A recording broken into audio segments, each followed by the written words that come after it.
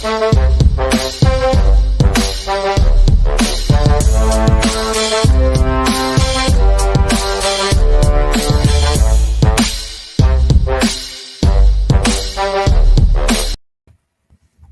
morning, evening, afternoon, wherever you might be around the world, and welcome to episode 9 of the False Nine podcast, where we take the mickey out of one another with two Poms and an Aussie.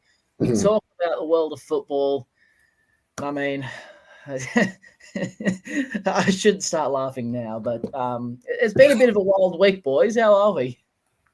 Yeah, good. Not too much top flight football this week, but there have been things. There's been PSG. No, yeah, I think that's been filled in void by certain things, which we'll have to go into. But it's PSG, Barcelona, and of course the great man Ange Postecoglou taking Celtic to a 3-0 win and the top of the table now in the Scottish Premiership over Rangers. We won't harp too much on about that because we've got some, I think we can call it some pressing matters. But of course, as always, you know where we are. We are on Facebook, Twitter. Do we still have an Instagram? I think we might. Instagram and definitely YouTube as well. We are the Athletes Hub. Go check us out. Keep a lookout for daily articles. You know they're coming. What's not coming is Mason Greenwood to Man United. He's had a bit of an interesting week to say the least. As a United fan, it's not been great to watch, but it all started barely 96 hours ago now with some social media posts from his current girlfriend, ex-girlfriend. I don't think they could be current now. Yeah. No, but it's not been great. He has, according to, where did we find this from? The BBC. According to the BBC, he's been arrested, not charged, and of course innocent until proven guilty, but it's not looking great. He's been arrested on suspicion of assault, making threats to kill, suspicion of sexual assault, and suspicion of rape. Now, EA Sports have removed him from FIFA 22. Manchester United have taken him off their website, out of the merch store. Jono, I'll start with you. What in the hell do Man United do with Greenwood now? There's not a lot they can do at the minute. They were quite, as a club, I thought they were quite slow to react to this. I mean, when the story broke, it was early on Sunday, and they did put out a statement saying they condemn all forms of violence. Then took them quite a few hours to say he was not going to be part of the first team. I don't know if that means he's suspended or without pay or he's just on gardening leave. I'm not quite clear on that at the moment from what they've said, but their communication wasn't very good. It didn't seem to be very sympathetic to the girl in question. They did seem to make a lot that day of Ole Gunnar Solskjaer's daughter played for Manchester United Women, made her debut the same day, and they made a big fuss about that, which is a nice story, obviously, but I think they could have handled this a bit better before that. I suppose it's now a case of where does it go legally? In a way, it's very simple if he's convicted, and obviously we don't know where this is going to go. Then they have to just sack him. And cancel his contract. There's no other solution for them. I think the worry is it's what happens if they decide not to pursue this in the court. If the CPS say there's not enough evidence, or he goes to court and he's found not guilty, it's where do you go from there? Because we've had, as well this week we had the situation with Benjamin Mendy at Manchester City that he's in court for similar things, and we had the situation in Scotland with Rafe Rovers and David Goodwillie, who was. For those who, just to give you the background, he was some years ago. He was accused of rape. It didn't go to court, but the victim then sued him in civil court. And obviously, it's a lower burden of proof. It's more on probability what happens in civil court. And they said, he did it. And yet, despite that, he got a contract as a footballer this week, which I think this afternoon, I think it was just in the last couple of hours, they finally withdrawn that. But just a really bad week for football. It's pretty sick, to be honest. And Jack, I'll come to you, but it also comes in the week that I believe it was the Sun came out with some leaked footage, I believe, of who was it? Adam Johnston, the disgraced former footballer. Yeah, from Sunderland and Middlesbrough. Got, I don't know what you would call it, but was convicted of engaging in activities with a minor. Some very unsavory comments that came out while he was inside, and I believe still might be in prison. But yeah, Jack, what do you think, mate? Because it's a sticky subject. Oh no, yeah, and it's as you say, John. It's not been a great week if you follow football. I've got a friend who supports both Man United and the Rovers, so you can tell he's having a rough time with it. But for the Greenwood situation, for what Man United can do, just really stay on this line. You can't give him much publicity at this point. I do feel like I agree with what you're saying, John, in that they haven't given much attention to Harriet, I think her name is, as Yeah, probably should be. Like the media have kind of swept her under the rug a bit, which you can break it down, but that does create a bigger question of why isn't the victim getting more of the focus here? Like we know who Mason Greenwood is, and it's been what 2 or 3 days now. We've had time to kind of digest what he's done and what the consequences of that could be if he turns out to be convicted. But the focus should be on her, I think, and making sure that she's okay. I'm guessing because to reveal that and to make that anonymous side of it, it's really brave what she did, and she should get applauded for that. And I don't think I've seen much for that yet, which is disappointing. But I mean, you look at it from a professional setting.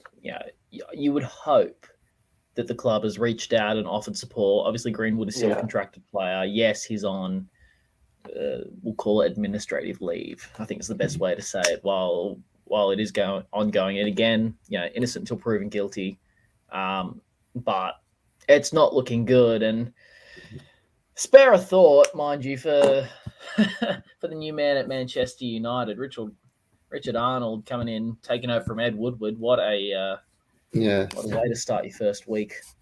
Yeah. I think the other thing this really brings up, especially the situation at Rafe Rovers with David Goodwillie, is there's not really in football, anything you do on a football pitch, there's a code of conduct. There's disciplinaries for 5 yellow cards. The managers talking back to referees can be called in front of the disciplinary committee. But when it comes to things they do off the pitch, I'm not aware of anything. I mean, obviously there's the law, and there's what the club as an employer say to the players as their employees and what they expect. But I do think, particularly if we should just say for argument's sake that in this case or in Mendy's case or whoever, they're found not guilty in court, there's not enough evidence or there's a technicality, and the club still decide, well, this is bad for us, so we're going to get rid of this guy. There's nothing to stop another club just coming along and saying, oh, we'll take him because he's a good footballer and that maybe helps us get to the Premier League or stay in the Premier League or whatever.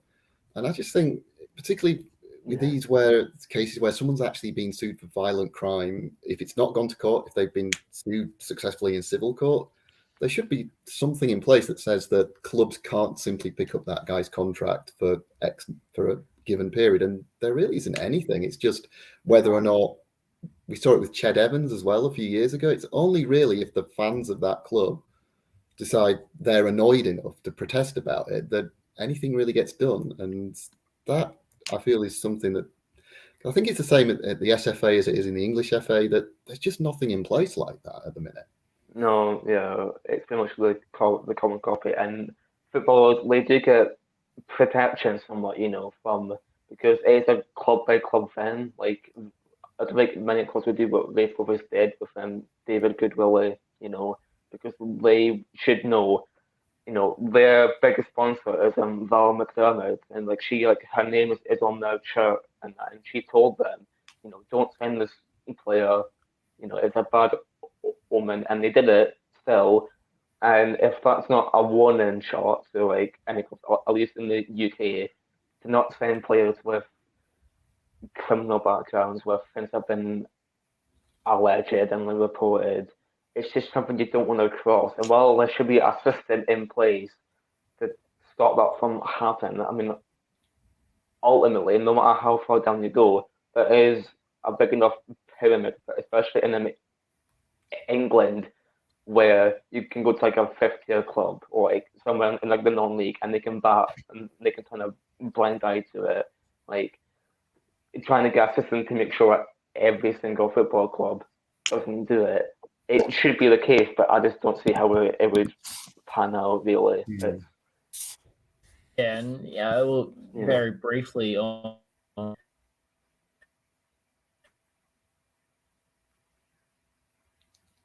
I think he's frozen. I think he's. Have you?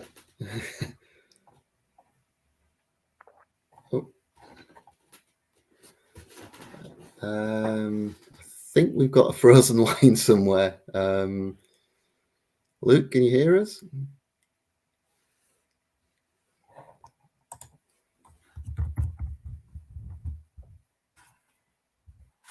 Folks,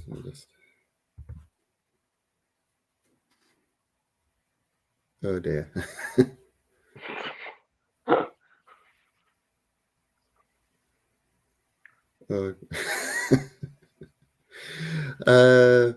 Let's see if he comes back in the next few seconds before we move on to the next subject. I think he'll be back in a minute. So apologies for that, everyone. But we'll carry on. Subject 2 that we've got today is Frank Lampard is now in at Everton. I nearly said Chelsea. I think it's a predictable appointment, but it just feels, for me, I think it's very typical Everton. Go for a biggish name and hope that works out. But I don't. It is, and I know you've got your thoughts on Frank Lampard, and he shouldn't really be near a Premier League club, and there is value to that. But I think when he was at Chelsea, especially when they got their transfer ban lifted, the players they brought in, they got Kai Havertz, they got Timo Werner, they got Thiago Silva.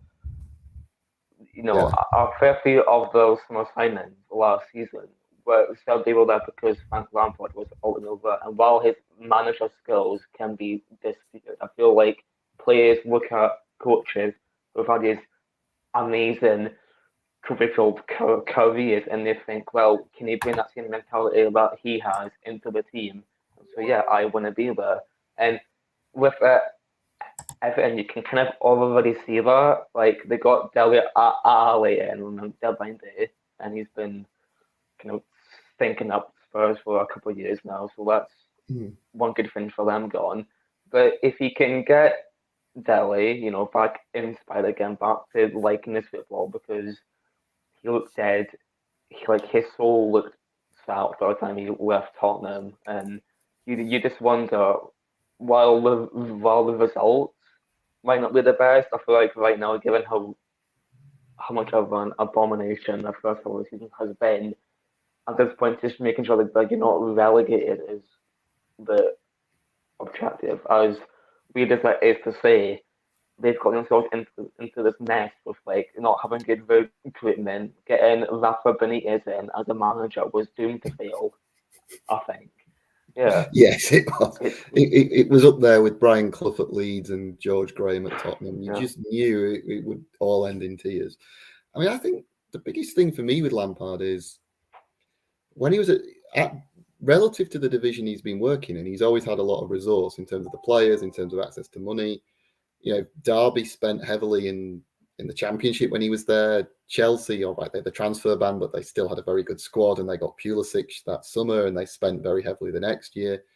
And yet, he's kind of took over Derby finished sixth, took over Chelsea, they were third, finished fourth, then had a bad second season. And I just wonder now at Everton, where there isn't that kind of resource. I mean, they've got money, but it's too late to do much more with it than what they did on his first day. So I just wonder how this goes, if it works better in that way, or it just feels very risky for him. It does, and I feel like them. the clear solution to that is to simply hope that the owners at summer give Lampard a bit more financially to like get players that he might want, because after this at Chelsea, I'm pretty sure he was one of the few managers who, before he got sacked, he had a consistently good relationship with the Chelsea owners. Oh, look, he's back. Yeah. Don't allow me to interrupt, Jack. Please keep going, mate. Oh no, yeah, it's fine. We're on our favourite just manager. saying, like Frank Lampard, he had a good thing going with that Roman Abramovich before he got sacked, and I feel like what Everton needs most right now is a stable figure who isn't like a big controversial guy who like won a Champions League with Liverpool, someone who's kind of neutral to the situation. He has a pulling power to him, and if he can stay amicable with the club owners, then it might not be a complete disaster. Like, it might not be great. It might not be where they should be after over 5 years of having a fresh new takeover. But it's certainly not the worst that it could be. I mean, you kind of expect a new manager. There's going to be a bit of a bounce. So that in Everton's position, I think that's enough to get them away from trouble, especially as the first game is Newcastle away. And I think it Leeds at home second. So if they get 3 points from those two games, it's kind of not crisis over, but it's far enough away to not have to worry, especially if they beat Newcastle, because they are actually in the bottom three right now. Or even just avoid losing that game is probably good. I think the longer term with Lampard, I just think I've seen him, both clubs he's worked at for 2.5 years, and I don't really see a style or a philosophy of play. You see occasionally that they play really well on the front foot, but not consistently. And that was true of Derby and Chelsea. So I'm not sure. My suspicion is that Everton will have enough to stay up. I think they can get to 36. I think even 32 points is probably going to be enough this year. But in the longer term, you just feel it may be 2 years from now we're sat having the same conversation about the new Everton manager. It just feels like one of those situations, because we've been here so many times with Everton that you don't see an awful lot of change. It's just the lovely roundabout circle that is Everton Football Club. So while my computer decided to have a little hissy fit, did we bring up old mate Ashley Cole coming across? I know we've spoken about Tim Cahill. No, that was a bit of a surprise, because Jody Morris was his number 2 at Derby and then at Chelsea, and he was very well thought of at Chelsea. I mean, when he went to Derby to work with Lampard, they said, "Oh, we'll be seeing you again soon," was literally what they said to him on the way out, because they thought he was really good with the kids, just coaching and then that sort of thing. But he's not part of this, which is a bit of a surprise. So, yeah, I mean, Ashley Cole, I know he's been working with England as number 2 for the England under-21s for a while, which is kind of a good first job for a fabled ex-player, because that's kind of where I think, not just in England, generally, you quite often see these jobs of under-21 manager or under-19 manager goes to an ex-player trying to make his way in coaching. And that's how England got their last manager, and that worked pretty well for once. So yeah, he seems to know what he's doing in coaching, Ashley Cole, but this is a big first club job, I think, given where Everton are, because they cannot afford a slump at this point. They've really got to get a new manager bounce, and hopefully that gets them through the season.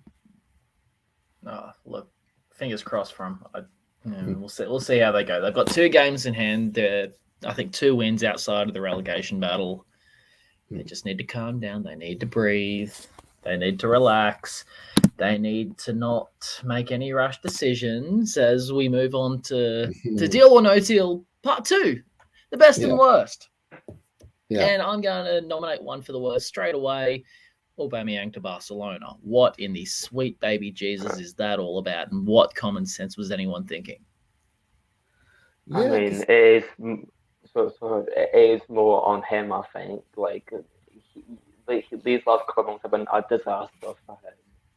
You know, Arsenal. I mean, he lost his captaincy.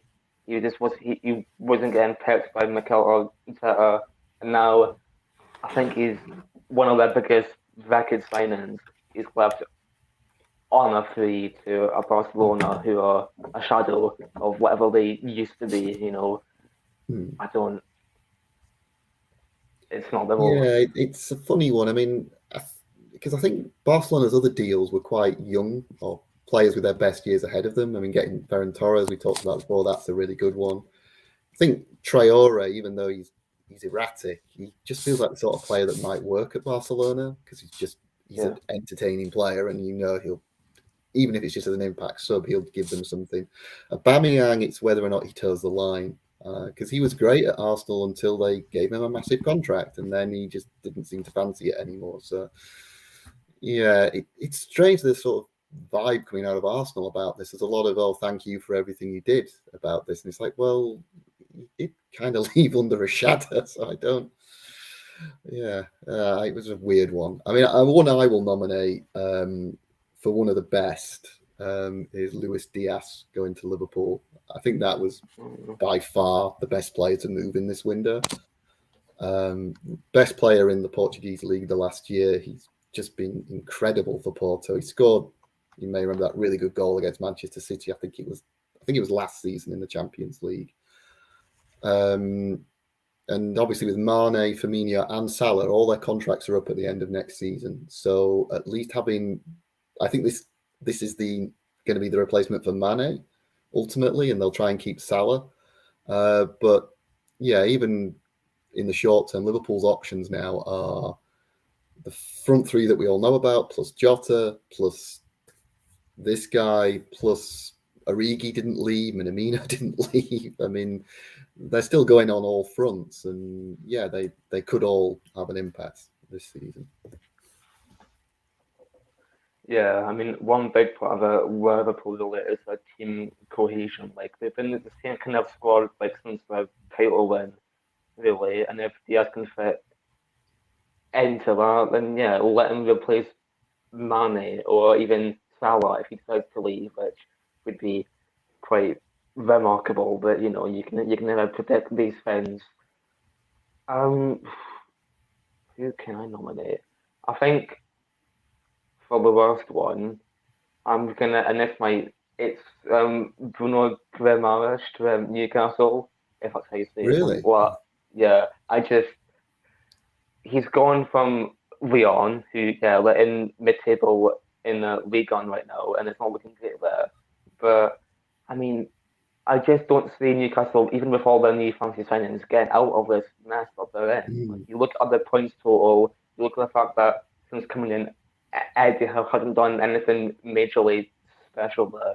They still have this kind of naive kind of football where they think they're better than they are, and they're not. And Yeah, clearly. it's solid signings, but when you're in a relegation fight, I don't think the best tactic is to just kind of show off all the money you've now got and just get players from let's get him from France, he's good. Oh, let's get Lewis Dunk. Oh look, it's like Kieran Trippier, yeah, him. Come on, it's like doing a lottery around the big leagues, and no, you need a plan. You need some like strategy on how you're gonna get out of this mess. Because you don't want to have the label of the British club in football and be in the Championship. Like I don't think. I think with the Newcastle's other signings were all for now, and he was probably more thinking for next season if they stay up, which is risky because he'll be earning a fortune, and FFP in the Championship is really strict, so they could get themselves into a mess if unless of course he goes on loan next season. If they go down, we'll have to see. But I think the thing with Newcastle is that they have a manager who does not do defending. Bournemouth, when Eddie Howe was there, conceded 60 goals every season. even when they were good. Never mind when they went down. So they needed to get defenders, and they bought 3 defenders out of their 5 signings. So that's 3 that you've really got to gel quickly. I know Trippier is a good player, but I watched the game against Leeds, and even though Newcastle did win, Trippier had a nightmare against Jack Harrison. He was good going forward, but he got caught out so many times. And then you bring in Matt Targett in, who's fallen out of favour at Villa. You got Dan Burn, who's okay, I suppose, but not more than that. I mean, I think they really wanted the Virgil van Dijk for that team, and they tried to get, I think, Sven Botman and I think was it Diego Carlos from Sevilla.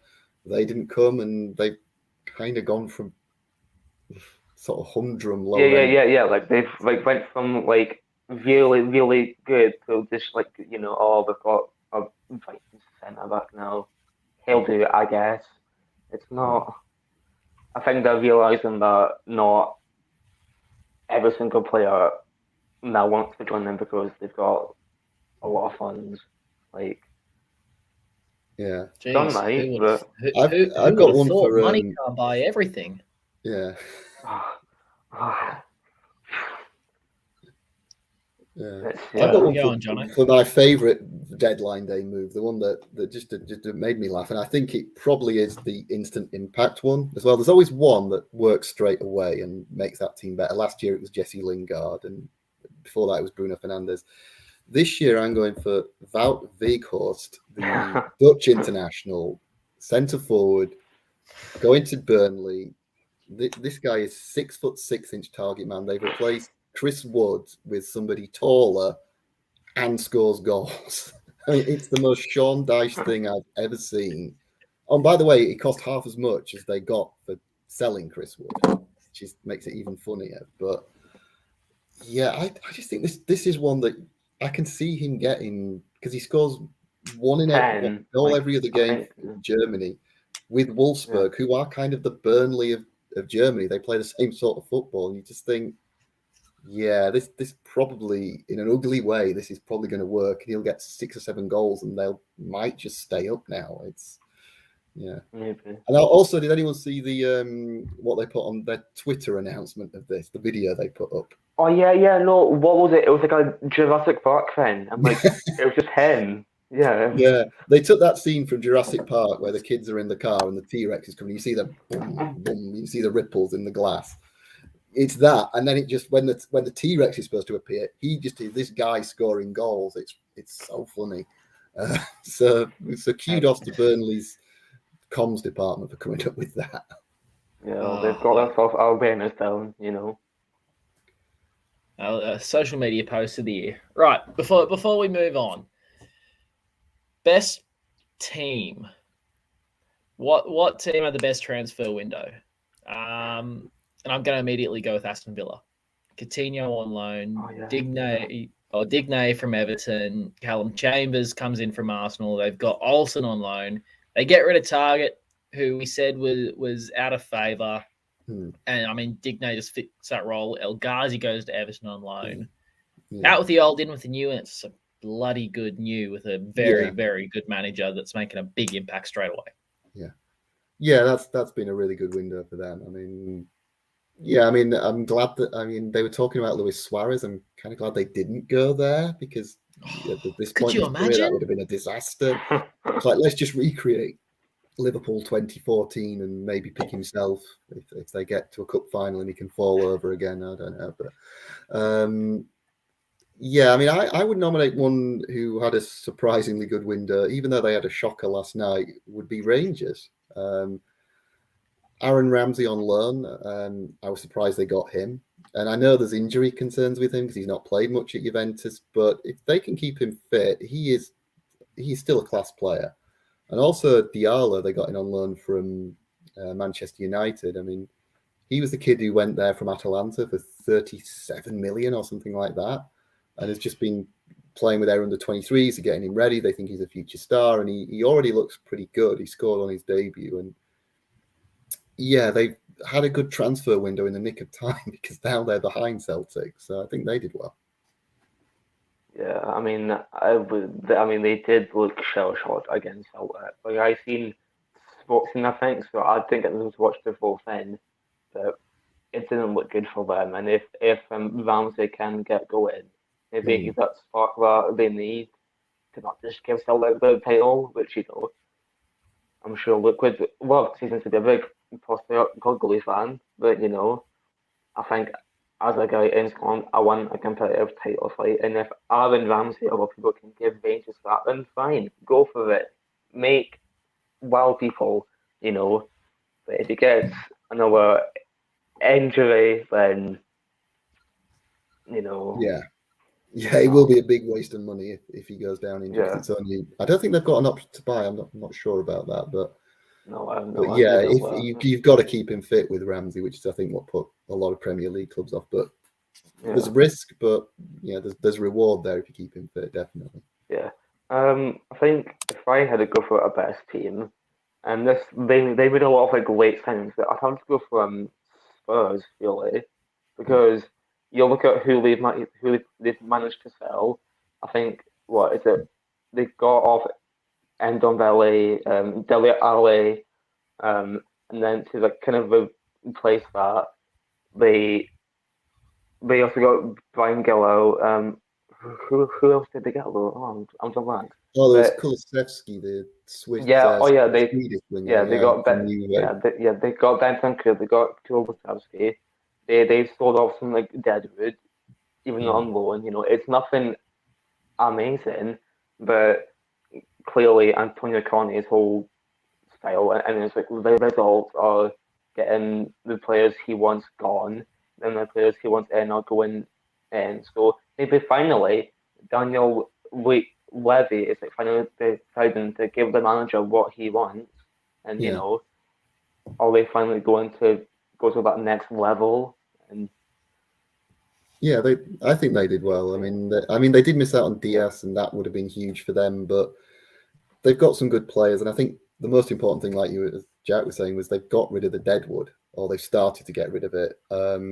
There's quite a forest there to sell in the next window, but to make a start there, that it feels like Tottenham are going somewhere finally, because since Pochettino left, it's really just been a club that's been drifting, and now you feel there's something going on there again.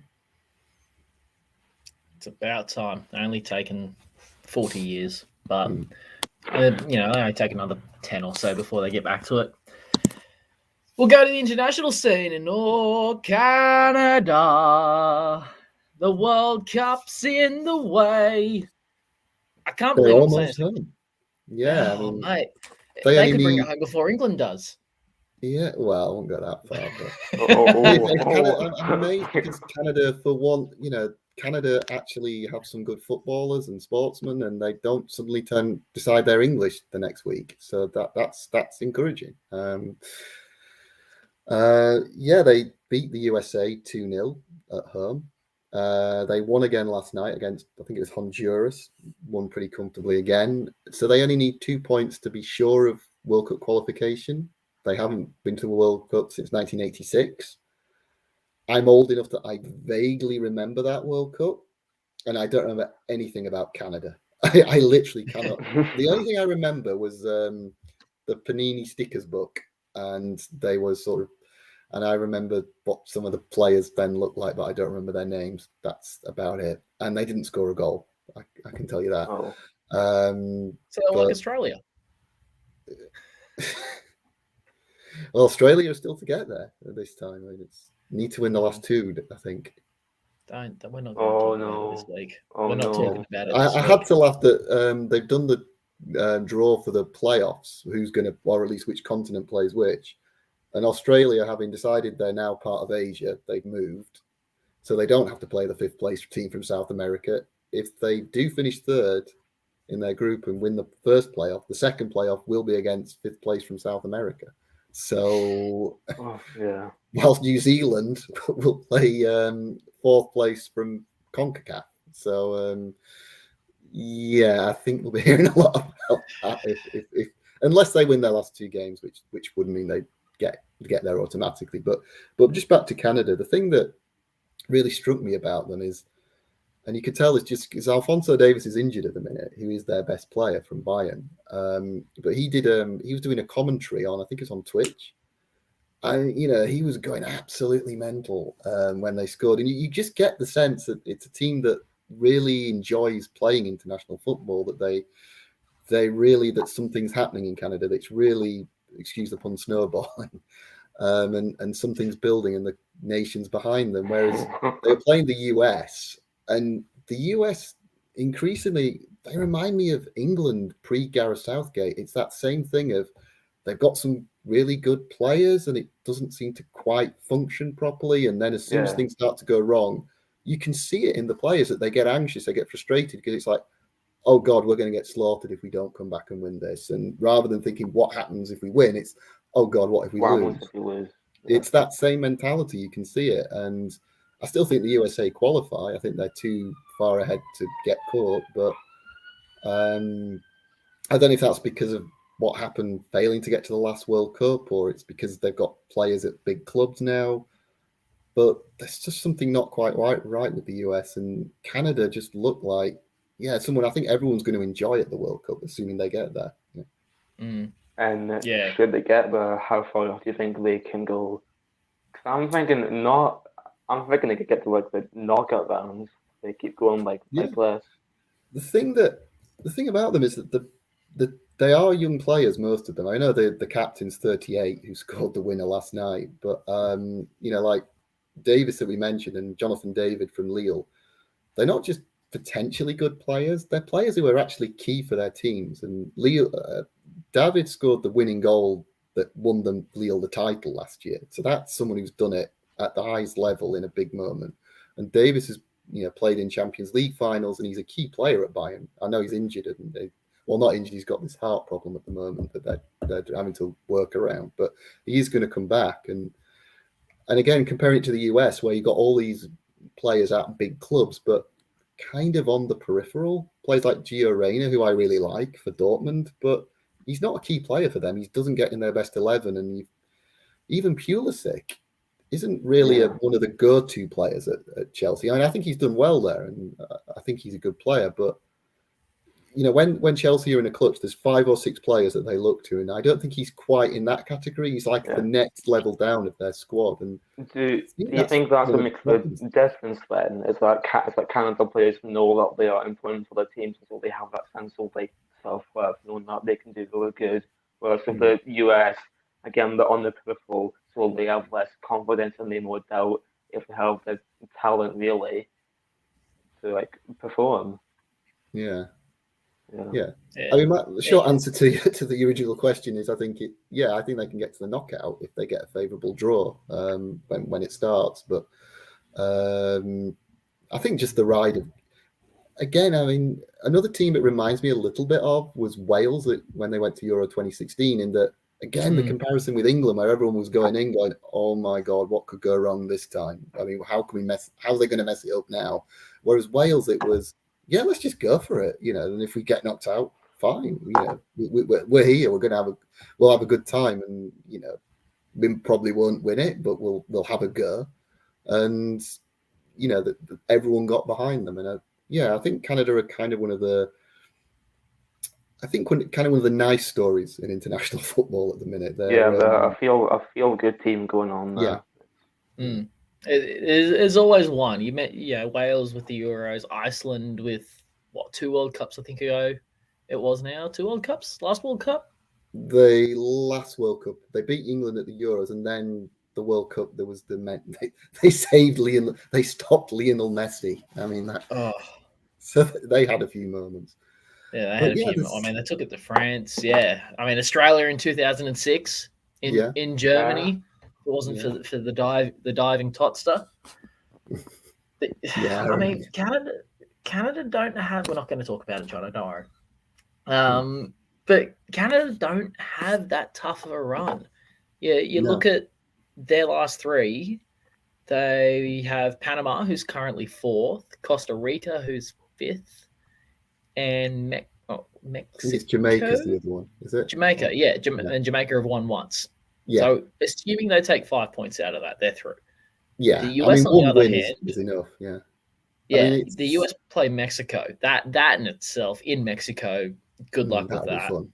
Yeah. They then play Panama and then go to Costa Rica. So they play 3, 4, and 5. And yeah, I mean, realistically, it probably won't happen. But if the results go down the crapper for the US and they choke it here, they could be 5th in CONCACAF, and that's them out, isn't it? Yeah, I can't wait to see the response on ESPN if that happens. But I mean, I think with the US, they've got enough that they should be okay in CONCACAF. I think with all the CONCACAF teams, the question is when you come up against somebody who's actually quite good, what happens? I remember at the last World Cup, Bruce Arena, the US manager, trying to cover his own back for going out the way they did, said, well, Panama, will surprise if they might surprise a few people if they play some big teams from Europe. And they played Belgium and England back to back and lost aggregate of 9-1. I mean, it was just it was just one of the strangest World Cup games I've ever seen. The England one, it was 5-0 at half time, and they've got the BBC were always ready for the don't panic, it's not all over yet sort of narrative at half time. We just sat around. Well, might as well all go to the pub now. They've won. It was really not what you're used to seeing. It was like watching Germany or someone, because Panama were that bad. So yeah, I mean, I'd want to see Canada take on some teams from Europe or South America in the build-up. I'm sure they will, just to get ready and get some experience at that level. But yeah, they're fun. I mean, I'm saying that now they'll knock England out, and I'll be having to curse them. Then that's really fun, John. So much. Yeah, I'm going to give you so much. Don't you think you're out of it there, Jackie boy? You're Scots. No, nah. Right? You got to get past you. Yeah, I mean, it's Ukraine. So yeah, we'll be lucky if we get. Ukraine still exists by then. Yeah, it's No, we're keeping this PG, Jonathan. Yeah, but it's. Yeah, I mean the European. I mean, I think all the regions, most of it finishes in March. I think nearly all the qualifiers. And yeah, I mean, I kind of really want a Wales v Scotland playoff final there. I mean, we'll get to that in March, but yeah, I'm really looking forward to the playoffs actually, because you got that and you got Ronaldo taking on Italy. One of them goes home. So yeah, there's a lot still to play for at the World Cup in qualifying. I think I certainly thought that it might be a case of the qualifiers would get quite boring, and I think the first phase was fairly predictable, apart from maybe what Italy and Serbia knocking out or pushing Portugal into the playoffs. It was all a bit predictable, and it was kind of who would get there with the most points and the most goals and things like that. And now it's kind of got down to nitty gritty, and it should be fun to watch the playoffs. Well, it will be for me because I don't have to bite my nails on the results. But yeah, we're getting to the interesting part of World Cup qualifying. It feels almost like the first round of the World Cup, really, because there's going to be 9 teams not get there now, and it's loser goes home time. Yeah, and like Qatar aside, I feel like this year's World Cup could be a really fun one. Like, it might not have the best quality because you look at its schedule dead by middle of like next season, but you look at all the teams there, and the teams that could like potentially be not going there, Portugal and Italy and that, and it could be a unpredictable one. I mean, like the World Cup is usually tough to call as it is, but for this time particularly, there could be a fair few curveballs there,